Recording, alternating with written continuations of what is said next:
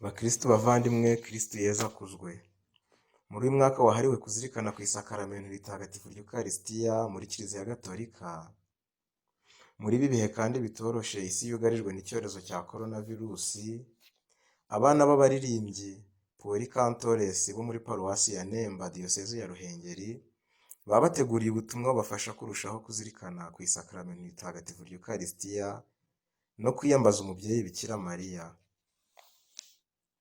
Ni kuri iki cyumweru tariki ya 20 z'ukwezi kwa Nzeri, umwaka wa 2020, aho abo bana bazashyira ahagaragara umuzingo ugizwe n'indirimbo 5 arizo Ukaristiya soko y'ubuzima, iri ni isengesho ry'ikoraniro ry'Ukaristiya.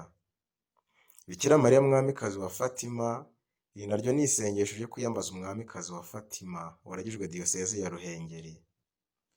Bikira Mariya mubyeyi w'umukiza, ubuhanga buguturukaho, ndetse na Mariya wajyanwe mu ijuru. Njye ndi Faratiri Aristoni Ndayiringiye, uri mu biruhuko muri Paruwasi ya Nemba.